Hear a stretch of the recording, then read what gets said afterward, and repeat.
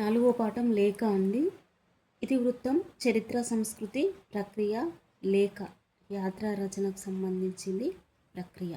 Okay, ఈ లేఖ పాఠం యొక్క ప్రవేశిక చూద్దామండి. వివిధ ప్రాంతాల సందర్శన మానవ మేధో వికాసానికి బాటలు వేస్తుంది, మానసిక చైతన్యాన్ని కలిగిస్తుంది. చారిత్రక స్థలాలు దర్శించడం వల్ల ఆనాటి జీవన విధానం, సామాజిక స్థితిగతులు, చరిత్ర, సంస్కృతి మొదలైన వాటి గురించి మనకు తెలుస్తుంది. అందువల్ల అట్లాంటి స్థలాల గురించి తెలుసుకోవాల్సిన అవసరం ఉన్నది. తెలంగాణలో అనేక దర్శనీయ స్థలాలు ఉన్నాయి. వాటిలో నాగార్జున సాగర్, వరంగల్, హైదరాబాద్ మొదలైన స్థలాల గురించి తెలుసుకోవడానికి లేఖ రూపంలో ఈ పాఠం ఉంటుందండి. లేఖ పాఠం యొక్క పదజాల వినియోగం చూద్దాము. ఈ క్రింది పదాలు చదవండి, వీటికి అవే అర్థాలు వచ్చే పదాలను రాయండి అని అన్నారు కదా. గుడి అంటే గుడికి అవే అర్థాన్నిచ్చే పదాలు ఏంటి? దేవాలయం, ఆలయం, మందిరం, కోవెల. దేవాలయం, ఆలయం, మందిరం, కోవెల. ఆనవాళ్ళు అంటే గుర్తులు, చిహ్నాలు. ఆనందము అంటే సంతోషం. ప్రథమ అంటే మొదటి, తొలి. సందర్శించుట అంటే చూచుట. ఓకే అండి, ఈ క్రింది పదాలను ఉపయోగించి సొంత వాక్యాలు రాయండి అని ఇచ్చారు కదా. అనుభూతి. అనుభూతి అంటే రామప్ప శిల్పాలను చూసి నేను అనుభూతి పొందాను. ఆకర్షణ. ఆకర్షణ అంటే రాజు వజ్రాన్ని చూసి ఆకర్షణ పొందాడు. కమ్మగా. మా అమ్మ చేసిన వంట చాలా కమ్మగా ఉన్నది. జ్ఞాపకం. నాకు చిన్ననాటి జ్ఞాపకాలు అంటే చాలా ఇష్టం. దర్శనం. రాజు రామప్ప గుడిని దర్శనం చేసుకున్నాడు. ప్రాచీనం. రామప్ప గుడి చాలా ప్రాచీనమైనది. యాత్ర. రవి యాత్రకు వెళ్ళాడు. మహనీయుడు. మహనీయుడు అంటే గొప్పవాళ్ళు. మహనీయులు పిల్లలకు పాఠాలు చెప్తారు. ఓకే, గాంధీజీ గొప్ప మహనీయుడు. ఏదైనా రాయచ్చండి. ఓకే, ఇవి సొంత వాక్యాలు. ఇక్కడ చూడండి, ఈ క్రింది పదాల వరుసను చూడండి. ప్రతి వరుసలో సంబంధం లేని పదాన్ని గుర్తించి సున్నా చుట్టండి అన్నారు. సంబంధం లేని పదాలు అంటే ఇక్కడ 4 పదాలు ఇచ్చారు కదా. ఇక్కడ 4 పదాలకి సంబంధం లేని పదం ఒకటి యాడ్ అయిందండి. అది ఏంటో మనము దానికి సున్నా చుట్టాలి, రౌండ్ అప్ చేయాలి. మొదటి ఏంటిది? దుర్గం, కోట, కిల్లా, జాగా. దుర్గం అన్న, కోట అన్న, కిల్లా అన్న ఒకటే. జాగా అంటే కాదండి. జాగా అంటే స్థలం, ప్లేస్ అన్నమాట. నెక్స్ట్, గుడి, బడి, దేవాలయం, మందిరం. గుడి అన్న, దేవాలయం అన్న, మందిరం అన్న ఇవి ఒకే అర్థాన్నిచ్చే పదాలు. బడి అంటే పాఠశాల, మనం చదువుకునే స్కూల్ అన్నమాట బడి. ఓకే, శిల, రాయి, దండ, బండ. శిల అన్న, రాయి అన్న, బండ అన్న ఒకే అర్థాన్నిచ్చే పదాలు. దండ అంటే పూలదండ, హారం. నెక్స్ట్, గాలం, నీరు, జలం, సలిలం. నీరు, జలం, సలిలం ఇవన్నీ ఒకే అర్థాన్నిచ్చే పదాలు. గాలము అంటే చేపలు పట్టే సాధనం. నెక్స్ట్, కన్ను, నేత్రం, రెప్ప, నయనం. కన్ను అన్న, నేత్రము అన్న, నయనము అన్న ఒకే అర్థాన్నిచ్చే పదాలు. రెప్ప అనేది కాదు. రెప్ప అంటే కన్నును, నేత్రాన్ని, నయనాన్ని రక్షించేదే రెప్ప.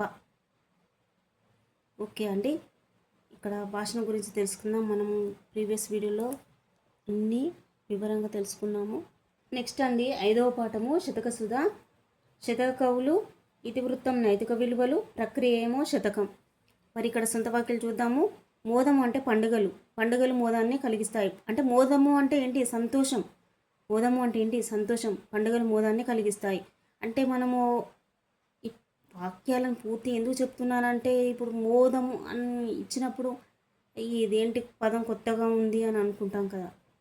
కాబట్టి మనము ఈ వాక్యాన్ని చదివితే ఆ పదాన్ని ఎక్కువ శాతం గుర్తుంచుకోగలుగుతాము. కాబట్టి నేను వాక్యాలని చెప్తున్నానండి పదజాల వినియోగంలో. ఓకే, హితము అంటే మంచి. ఇతరులకు ఎప్పుడు హితం చేయాలి అంటే మంచి చేయాలి, మేలు చేయాలి. హర్షించుట, సంతోషించుట. సంతోషం. సంతోషం అంటే సంతోషమే. సంతోషం మనుషులకు సగం బలాన్ని ఇస్తుంది. పరధనం. పరధనము అంటే ఇతరుల ధనం. పరధనము అనేది పాము వంటిది. ఓకే, నెక్స్ట్ దుర్గతి. దుర్గతి అంటే ఆ, చెడు. దుర్గతి అంటే చెడు ఆలోచనలు దుర్గతి పాలు చేస్తాయి. ఓకే అండి. మేలు, ఇతరులకు ఎప్పుడు మేలు చెయ్యాలి. ప్రజల సేవ చేస్తే ఆ భగవంతుడికి సేవ చేసిన ప్రతిఫలం వస్తుంది. ఓకే అండి. ఇది ఓకే అండి. నెక్స్ట్ పాఠం పోతన బాల్యం, 6th లెసన్. కవి ఎవరంటే డాక్టర్ వానమామలై వరదాచార్యులు గారు. ఇతివృత్తం పిల్లల ఆసక్తులు, ప్రక్రియ కావ్యానికి సంబంధించిందండి. ప్రక్రియ కావ్యం. మరి ప్రవేశిక చూసినట్టయితే అన్నదమ్ములు కలిసిమెలిసి ఉంటే రామ లక్ష్మణులతోటి పోలుస్తారు. తిప్పన పోతనను కూడా రామ లక్ష్మణులని అనేవాళ్ళు. వీళ్ళల్లో పోతనకు ఆటలంటే చాలా ఇష్టం. బాల్యంలో ఆ అన్నదమ్ములు ఇద్దరిని రామ లక్ష్మణులని ఎందుకనేవాళ్ళో, పోతన ఏ ఆటలు ఆడేవాడో అతన్ని చూసిన వాళ్ళు ఏమనుకునేవాళ్ళు. డాక్టర్ వానమామలై వరదాచార్యులు రాసిన ఈ పద్యాలు ద్వారా మనకు ఈ పాఠం యొక్క ఇతివృత్తం అంతా తెలిసిపోతుందండి. ఇవి పోతన బాల్యము అనేది పద్యాలకు సంబంధించింది. ఓకే అండి. మనం పదజాల వినియోగం చూద్దాము. ఓకే అండి. 6th లెసన్ పోతన బాల్యం పదజాల వినియోగం అండి. ఈ పాఠం యొక్క రచయిత ఎవరంటే డాక్టర్ వానమామలై వరదాచార్యులు. ఈ క్రింది వాక్యాల్లో గీత గీసిన పదాలకు అదే అర్థం వచ్చే పదాలను పాఠంలో వెతికి రాయండి అని అన్నారు. పాఠం నుంచే తీసుకోవాలి, పాఠం నుంచి వెతికి రాయాలి. అంటే పాఠాన్ని చదివితేనే మనకి ఇవన్నీ ఈ పదాలకు సంబంధించిన అర్థాలు దొరుకుతాయి. ఓకే, నెక్స్ట్ చూద్దామండి. ఇక్కడ ఉదాహరణ ఇచ్చారు. భారతీయులు సోదరభావం కలిగి ఉంటారు. సోదరభావం అంటే సౌభ్రాత్రము. నెక్స్ట్, లక్ష్మి పుస్తకాన్ని తెరిచి పాఠం చదివింది. పుస్తకము అంటే పొత్తం. టెట్టులో అడిగిన ప్రశ్న అండి. ఈ వాక్యాన్ని ఎందుకు ఇలా చదువుతున్నాను అంటే, ఇప్పుడు పుస్తకము తెరిచింది అని మనకి ఇట్లా మనము ఇలా పొత్తం అంటే కొందరికి కొంచెం ఐడియా ఉండకపోవచ్చు కదా. అలా లక్ష్మి పుస్తకాన్ని తెరిచి పాఠం చదివినా, పుస్తకము అంటే పొత్తమా అని అలా గుర్తుకొస్తుంది. ఒక వాక్యాన్ని చదివినట్టయితే మనకు ఆ పదానికి సంబంధించింది ఎక్కువగా గుర్తుండిపోతుందండి. మనకు టెట్లో కానీ డిఎస్లో కానీ ఇతర పోటీ పరీక్షలో ఎక్కడైనా కూడా బహుళచిక ప్రశ్నలు అడుగుతాడు. కాబట్టి మనం ఈ వాక్యం చదివినట్టయితే మనకు ఈజీగా గుర్తుండిపోతుంది. పట్టి విధానం కాకుండా మనం కొంచెం ఎక్కువగా గుర్తుండిపోతుందండి ఈ వాక్యాన్ని చదివి ఈ పదాన్ని అర్థం చేసుకున్నట్టయితే. ఓకే, అర్జునుడు విలువిద్యయందు అదిపుడు అంటే మేటి.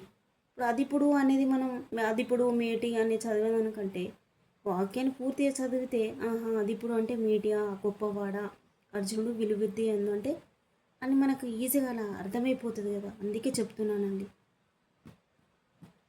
అదిపుడు మేటి. బలరాముని సోదరుడు శ్రీకృష్ణుడు. సోదరుడు అంటే అనుజుడు.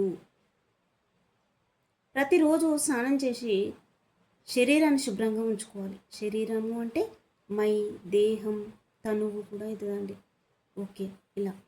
నెక్స్ట్, ఈ క్రింది పట్టికలోని ప్రకృతి వికృతులను జతపరచండి అన్నారు. ఓకే, వెరీ ఇంపార్టెంట్ అండి ఇవి. మొన్న 2026లో ఈ భోజనం అడిగారండి. బోనం చూడండి. భోజనం అనేది ప్రకృతి అయితే బోనం అనేది వికృతి. 2026 టెట్లో అడిగిన ప్రశ్న ఇది. నిద్ర, పొత్తం, పుస్తకం. భోజనం బోనం, నిద్ర పొత్తం, పుస్తకం. ఇవి ప్రకృతి వికృతులు అండి. ఇక్కడ క్రింది పదాలు వాక్యాలు రాయండి అన్నారు. అనుజుడు అంటే తమ్ముడు, గొంకు జంకులు అంటే భయం లేకుండా, మేటి అంటే గొప్ప, అదిపుడు అని అర్థం, ఆసక్తి అంటే ఇష్టం, విత అంటే బాధ, అసాధ్యుడు అంటే అన్నిట్లలో ఆరితేరిన వారు, అసాధ్యుడు అని. ఓకే అండి. ఇక్కడ ఈ క్రింది వాక్యాలు చదవండి. ప్రతి వాక్యంలోనూ ఒక పదానికి అదే అర్థం వచ్చే మరికొన్ని పదాలు ఉన్నాయి. వాటి కింద గీత గీయండి అన్నారు. అరుణాస్పదం అనే పురంలో ప్రవరుడు నివసించేవాడు. ఆ పట్టణం చాలా అందమైనది. ఆ నగరంలో ఆకాశాన్ని తాకే మెడలున్నాయి. చూడండి, పురము అన్న, పట్టణము అన్న, నగరము అన్న ఒకే అర్థాన్ని ఇచ్చే పదాలు. ఓకే, ఇక్కడ చూడండి. సకాలంలో వర్షాలు పడితే ధరణి పులకరిస్తుంది. అప్పుడు రైతు పొడమిని దున్ని విత్తనాలు చల్లుతాడు. దాంతో పచ్చని పంటలతోటి అవని శోభిస్తుంది.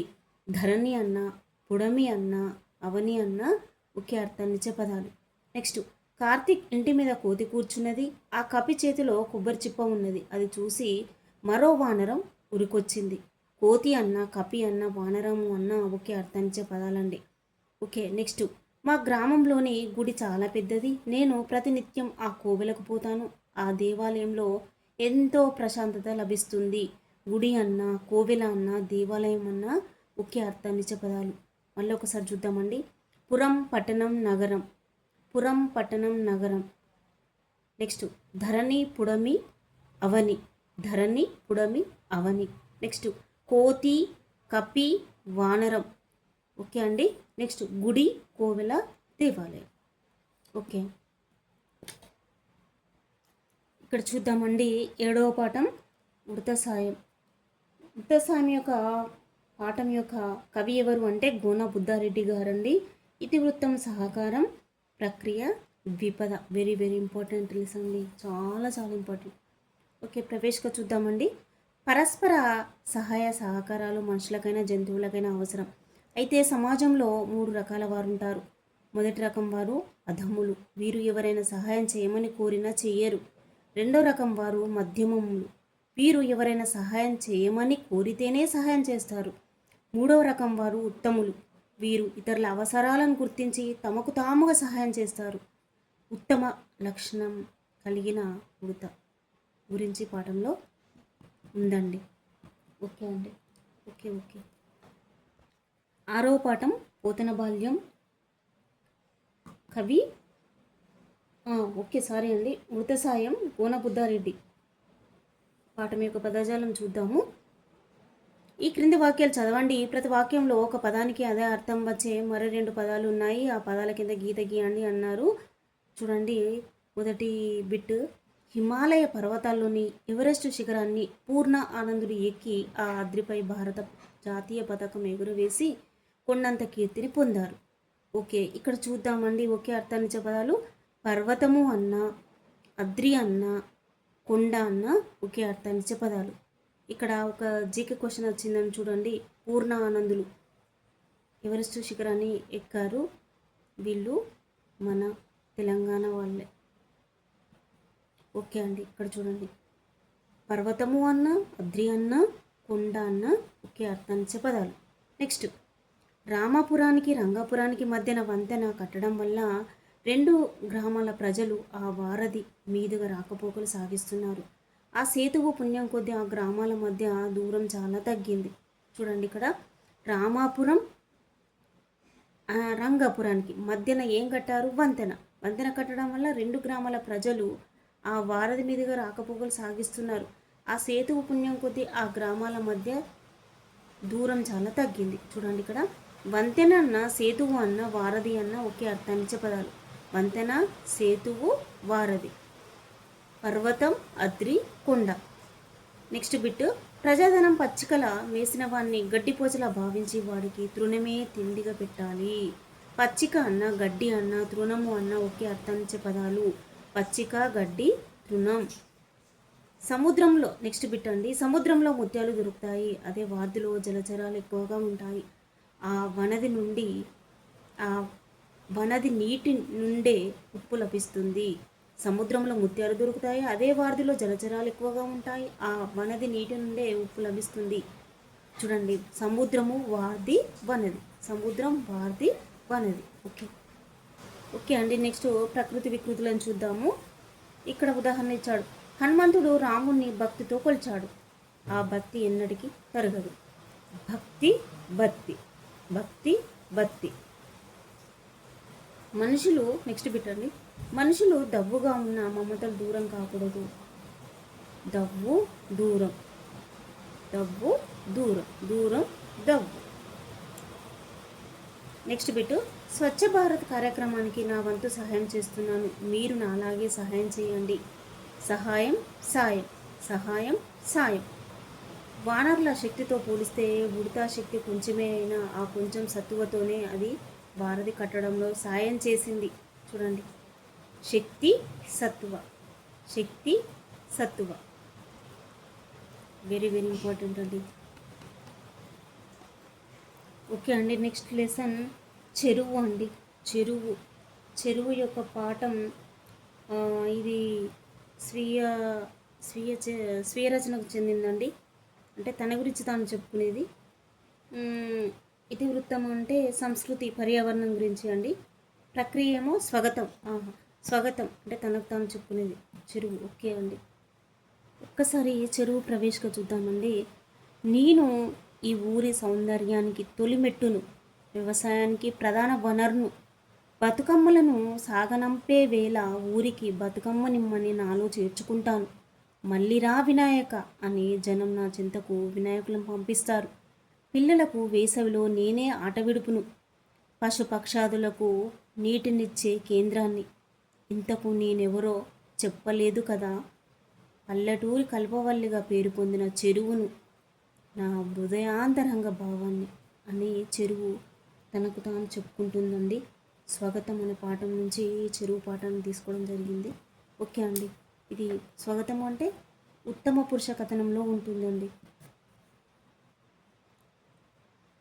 అంటే ఎవరికి వారే తమకు సంబంధించిన విషయాలు తమలో తాము అనుకోవడం, ఎదుటి వారికి తెలిసేటట్టు చెప్పడమే ఈ స్వాగతం.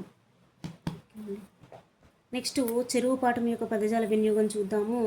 ఈ క్రింది పదాలు వాక్యాలు చదవండి, పదాలు వాక్యాలు చదవండి అన్నారు.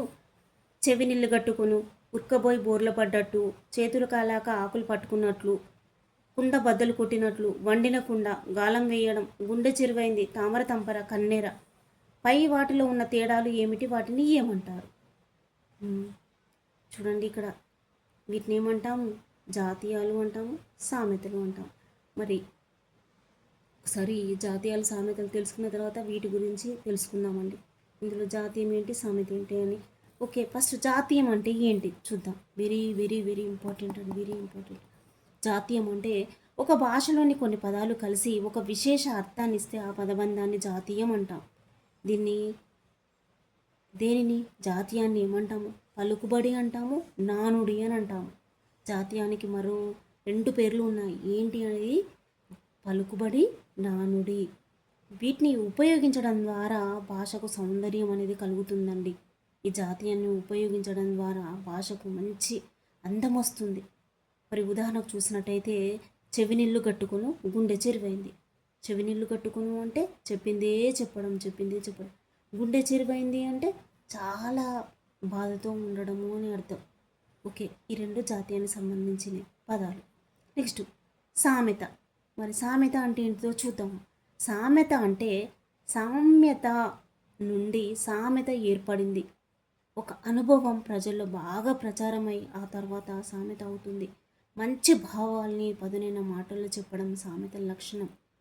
సామెతలు సంక్షిప్తంగా గూఢార్థకంగా ఉంటాయి. చూడండి, ఏంటి సామెత అంటే మనం నిత్యం వ్యవహారంలో ఉపయోగించే పదాలే అండి, ఏం లేదు. మంచి భావాల్ని పదునైన మాటల్లో, అంటే చురకలతో మాట్లాడతారు కదా కొందరు, చెప్పకుండానే చెప్తారు కదా మాట, అట్లా విధంగా మంచి భావాల్ని పదునైన మాటల్లో చెప్పడమే సామెతల లక్షణం. మరి ఇవి సామెతలు ఎలా ఉంటాయి? సంక్షిప్తంగా ఉంటాయి. అంటే సంక్షిప్తంగా ఉంటాయి, గూఢార్థకంగా ఉంటాయి. చూడడానికి మనం చెప్పడానికి సంక్షిప్తంగానే ఉన్నా కూడా అందులో చాలా అర్థం ఉంటుందట. సంక్షిప్తంగా గూఢార్థకంగా ఉంటాయి. చూడండి, ఇక్కడ కుండ బద్దలు కొట్టినట్లు. ఇక్కడ ఒక్కసారి ఆలోచించండి. కుండ బద్దలు కొట్టినట్లు అనేది మనకు ఇక్కడ పేజీ చివరిలో అట్టకిచ్చారండి, జాతీయంలో ఇచ్చారు. కుండ బద్దలు కొట్టినట్లు. ఇది మీకు సామెతలు వచ్చినా జాతీయం వచ్చినా ఇది ఒక మార్కు యాడ్ అవుతుందండి. ఎందుకంటే మనకు జాతీయంలో ఈ కుండ బద్దలు కొట్టినట్లు అని అందులో ఇచ్చారు. ఈ టెక్స్ట్ బుక్ లోపల మాత్రం ఇక్కడ మనకు చెరువు పాఠంలో సామెతలు ఇచ్చారు, కుండ బద్దలు కొట్టినట్లు సామెత అన్నారు. కాబట్టి ఇది ఎలా వచ్చినా మీకు ఒక మార్క్ యాడ్ అవుతుందండి. ఓకే, ఉరకబోయి బోర్ల పడ్డట్టు, ఇది సామెత. ఉరకబోయి బోర్ల పడ్డట్టు అనేది ఇది సామెత.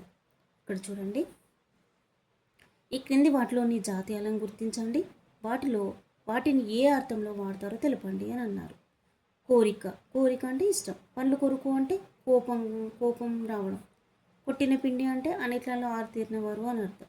ముసలి కన్నీరు అంటే పైకి ఒకలాగా లోపల ఒకలాగా ఉండడం. మాధుర్యం అంటే తీయని. తల్లిలో నాలుక అంటే అందరితో కలిసిమెలిసి ఉండడం. కలుగు అంటే రంధ్రం. పూసల దారం అంటే పూసల దారం కూడా అందరితో కలిసిమెలిసి ఉండడం అనే అర్థాన్ని ఇస్తుంది. చెరువు అంటే నిండుకుండా అని అర్థం. చెరువు ఇలా ఉంటుంది, ఎప్పుడు సమృద్ధిగా ఉంటుంది కదా. నిండు కుండోలే అంటే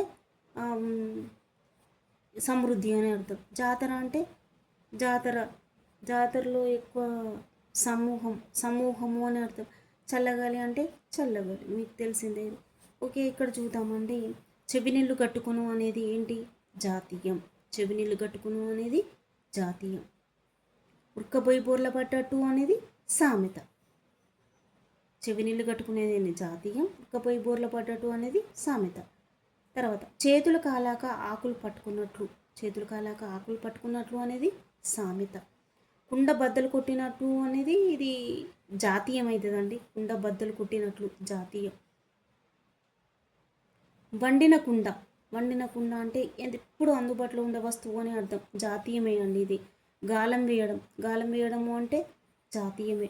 గాలం వేయడం అంటే మోసం చేయడం అని అర్థం. నెక్స్ట్ గుండె చెరువైంది, ఇది సామెత. తామర తంపర అనేది మీనింగ్ ఏంటి? దినదిన అభివృద్ధి అని అర్థం. తామర తంపర అంటే ఇది ఒక జాతీయమే. కన్నెర అనేది జాతీయమే. కన్నెర అంటే ఎక్కువగా కోపగించడం అని అర్థం. కోపంతో ఊగిపోవడం అని అర్థం. జాతీయం. ఓకే అండి. నెక్స్ట్ అండి, 6th క్లాస్లోని 9th లెసన్ చిమలపారు పొట్లపల్లి రామారావు గారు ఇతివృత్తం ఏంటంటే వ్యక్తిత్వ వికాసము ప్రక్రియ ఏంటంటే వచన కవిత. వచన కవితకు చెందిందండి ఇది. ఒకసారి ప్రవేశంగా చూద్దామండి. సృష్టిలోని ప్రాణులు విలక్షణమైన నైపుణ్యాలను కలిగి ఉంటాయి. కొన్ని వేగంగా పరిగెడతాయి, కొన్ని ఆకాశంలో ఎగురుతాయి, కొన్ని పాడుతాయి, కొన్ని నాట్యం చేస్తాయి, కొన్ని నివాసాలు ఏర్పరచుకోవడంలో, ఆహారం సేకరించుకోవడంలో ప్రత్యేకతలను కనబరుస్తాయి. ఏ ప్రాణి కూడా సోమర్తనంతో ఉండదు. నిశ్చితంగా పరిశీలిస్తే మనిషి వాటి నుండి నేర్చుకోవాల్సిన అంశాలు ఎన్నో కనిపిస్తాయి. చిన్న ప్రాణులైన చీమలు ఎంత కష్టపడతాయో, ఎంత క్రమశిక్షణతో మెలుగుతాయో అనేది ఈ పాఠం యొక్క ఉద్దేశం అండి. ఓకే అండి, చూడండి ఎంత బాగుందో. ఏ ఒక్క ప్రాణి కూడా అసలు ప్రత్యేకమైన ఏ ఒక్క ప్రాణి కూడా తను ఏదో ఒక ప్రత్యేకతను కలిగి ఉన్నది. అందులో ముఖ్యంగా చీమలు అనేవి ఎంతో క్రమశిక్షణతో ఉంటాయండి. అందుకే ఈ పాఠం మనకు ఇవ్వడం జరిగింది. ఓకే అండి, నెక్స్ట్ మనం చూడాల్సింది ఏంటంటే ఇప్పుడు పదజాల వినియోగం అండి. ఈ పదజాల వినియోగంలో చీమల బారు రచయిత పొట్లపల్లి రామారావు. మరి ఈ పదజాల వినియోగం చూద్దామండి. ఈ క్రింది వాక్యాల్లో గీత ఇచ్చిన పదాలకు అర్థాలు రాయండి అని అన్నారు కదా. మరి మొదటి వాక్యం చూసినట్టయితే ఈ సీమ సీతాఫలాలకు ప్రసిద్ధి. ఈ సీమ సీతాఫలాలకు ప్రసిద్ధి అంటే సీమ అంటే ప్రాంతం, ప్రదేశం. సీమ అంటే ఏంటిది? ప్రాంతం, ప్రదేశం. నెక్స్ట్ కృష్ణుని అల్లరి చేష్టలకు విసిగి గోపికలు కయ్యానికి దిగారు. కయ్యము అంటే గొడవ, కొట్లాట. ప్రార్థన సమయంలో విద్యార్థులు బారు కట్టి నిలబడ్డారు. బారు అంటే వరుస. నల్లరేగడి మాన్యాల్లో పంటలు బాగా పండుతాయి. మాన్యము అంటే పంట భూములు అండి. ఊరిమే ఉంటే దీన్నైనా సాధించగలం. ఊరిమే అంటే ఓపిక. సీమ అంటే ప్రాంతం, ప్రదేశం. కయ్యము అంటే గొడవ, కొట్లాట. బారు అంటే వరుస. మాన్యము అంటే భూములు. ఊరిమే అంటే ఓపిక. ఇక్కడ చూడండి, క్రింది పదాలను ఉపయోగించి సొంత వాక్యాలు రాయండి అన్నారు. ఘనులు అంటే గొప్పవారు. వివేకము అంటే తెలివి. పోకడ అంటే వాన రాకడా, ప్రాణం పోకడా, ఎవరు చెప్పలేరు అని అంటారు కదండి, అలా. కొల్లలు అంటే ఎక్కువ.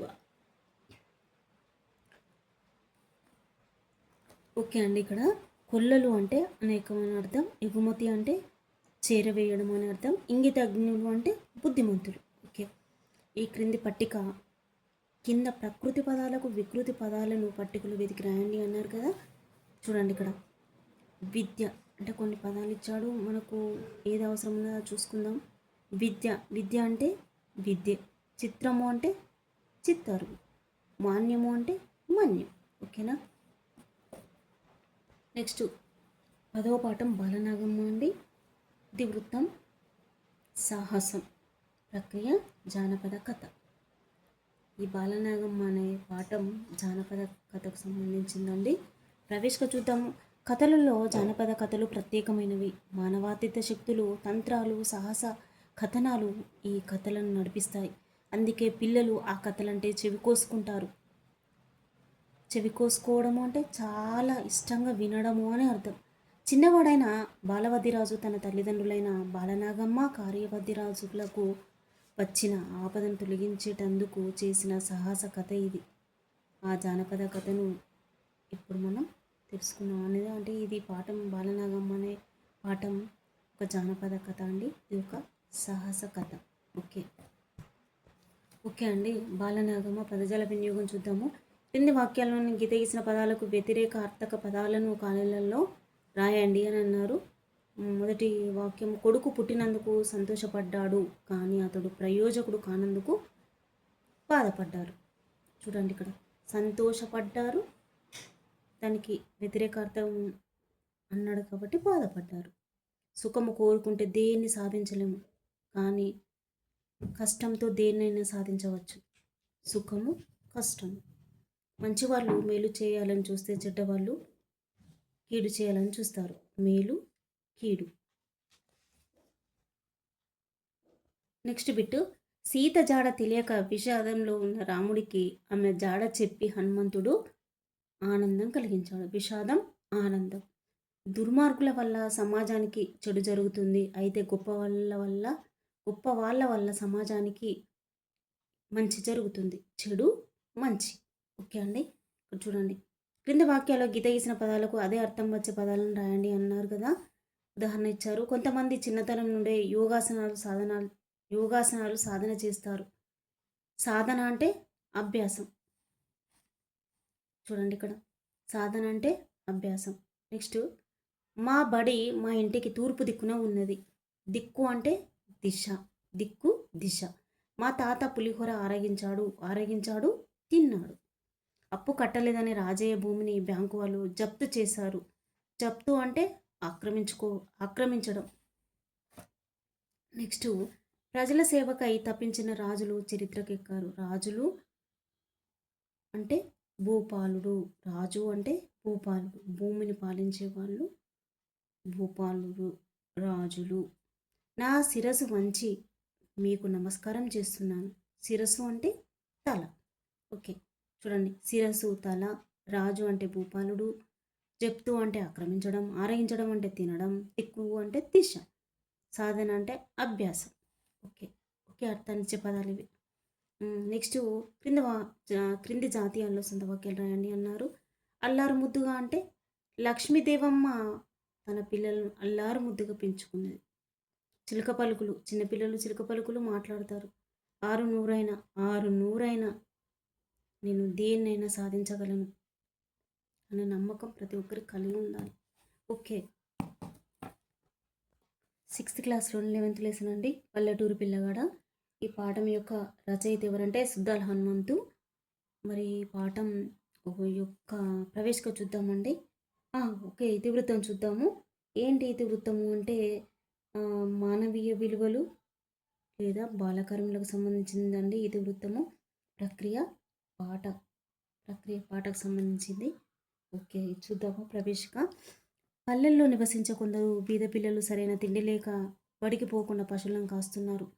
అడవుల్లో తిరుగుతూ అడవి జంతువులతో, కీటకాలతో అపాయాలను ఎదుర్కొంటున్నారు.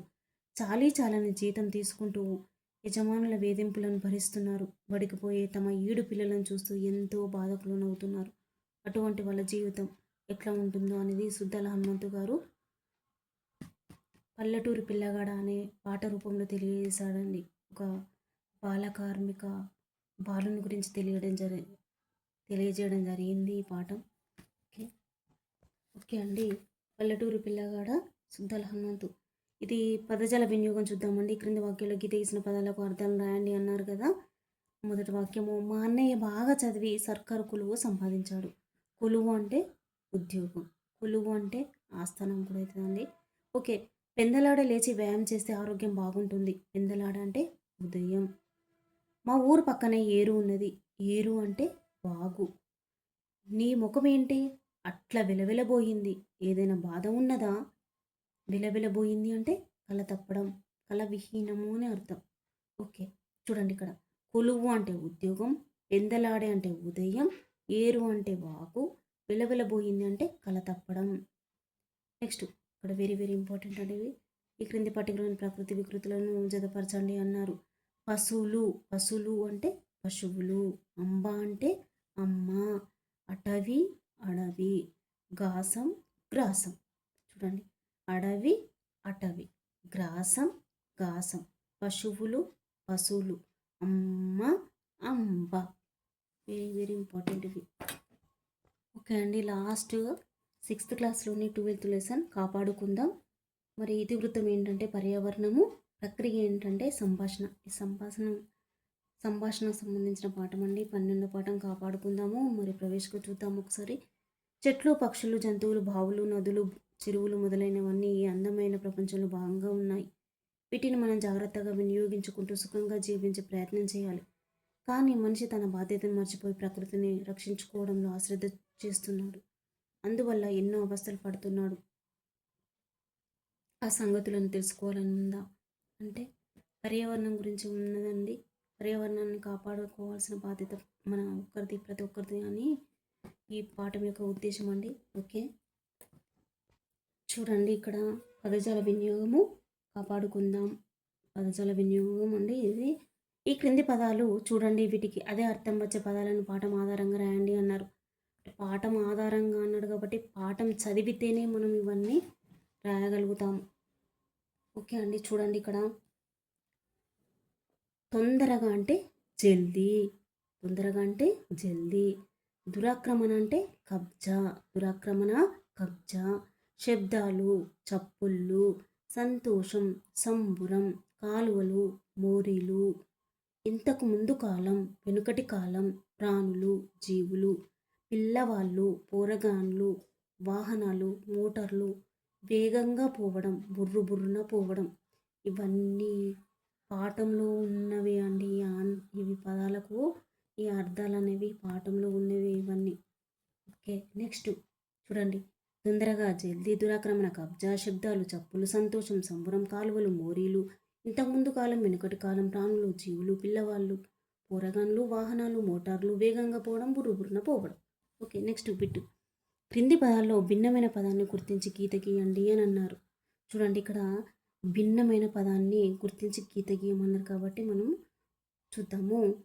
పులి సింహం ఎలుగుబంటి కుక్క. పులి సింహం ఎలుగుబంటి అనేవి ఇవి అడవిలో నివసిస్తాయి. కుక్క అనేది గ్రామ సింహం. ఇది మన ఏంటిది మనము ఇళ్ళల్లో పెంచుకునే ఒక సాధు జంతువు కుక్క అనేది. ఓకే అండి, నెక్స్ట్ ఇవి క్రూర మృగాలు అండి. నెక్స్ట్ బావులు నదులు సముద్రాలు చెరువులు. చూడండి బావులు నదులు సముద్రాలు చెరువులు అంటే ఇవి నదులు సముద్రాలు చెరువులు అనేవి ఊరికి దూరంగా ఉంటాయి. బావులు అనేవి మనకు ఇళ్ళల్లో ఉంటాయి, పొలాల్లో ఉంటాయి. కానీ నదులు సముద్రాలు చెరువులు అనేవి ఇవి పెద్దగా ఉంటాయి.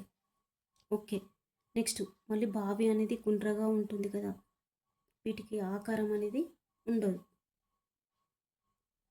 Next car scooter cycle lorry. Okay అండి, కారు స్కూటర్ లారీ ఇవి అన్నీ ఇంధనంతో నడిచే వాహనాలు. సైకిలు అనేది వాతావరణానికి ఎలాంటి కలుషితం కాకుండా ఉండే వాహనం సైకిలు. మరి కారుకు 4 చక్రాలు ఉంటాయి, స్కూటర్కు 2 చక్రాలు ఉంటాయి, లారీకి కూడా 4 చక్రాలు ఉంటాయి. లారీ అంటే భిన్నమైనది అని అనుకోవద్దు, పెద్దగా ఉంటుంది కదా, కాదండి. ఇవన్నీ ఇంధనంతో నడిచే వస్తువులు. సైకిల్ అనేది కాదు, ఇంధనంతో నడిచే వస్తువు, వాహనం కాదు. ఓకే, నెక్స్ట్ వీడి పొగ వాహనాల పొగ సాంబ్రాణి పొగ ఫ్యాక్టరీ పొగ. బీడి పొగ, వాహనాల పొగ, ఫ్యాక్టరీ పొగ అనేది ఏంటి? ఇవి వాతావరణ కలుషితానికి సంబంధించిన పొగలు. సాంబ్రాణి పొగ అనేది కాదు, మన ఇంట్లో ఉన్న ఈగలు దోమలు రాకుండా చేసేదే సాంబ్రాణి పొగ. ఓకే, ఇందులో భిన్నమైంది సాంబ్రాణి పొగ. చూడండి నెక్స్ట్, ఈ క్రింది పట్టికను చదివి అందులోని ప్రకృతి వికృతులను రాయండి అని అన్నారు. ఈ పట్టికల్ని ప్రకృతులు ఉన్నాయి, వికృతులు ఉన్నాయి. ఓకే, చూడండి ప్రకృతి వికృతి. లక్ష్మి, లచ్చి. ఉదాహరణ ఇచ్చాడు, లక్ష్మి, లచ్చి. రాత్రి, రాతిరి. అడవి, అటవి. శక్తి, సత్వ. భూమి, పుడమి. సింహం, సింగం. అమ్మ, అంబ. అమ్మమ్మ, అవ్వ. ఆశ, ఆశ. వెరీ వెరీ ఇంపార్టెంట్ అండి కొన్ని. నెక్స్ట్, ఈ పాఠంలో గల ఆంగ్ల పదాలను వాటి అర్థాలను రాయండి. పాఠంలో ఉన్నవి ఆంగ్ల పదాలు రాసి వాటికి యొక్క అర్థాలు రాయమన్నారు. ఇక్కడ ఉదాహరణ ఇచ్చాడు, డాక్టరు అంటే వైద్యుడు. టీవీ అంటే టెలివిజన్, దూరదర్శన్ కూడా అయితే. నెక్స్ట్, సెల్ ఫోన్, చరవాణి. ఓకే అండి, ఈ వీడియో చూసిన వారు లైక్, షేర్, సబ్స్క్రైబ్ చేయండి.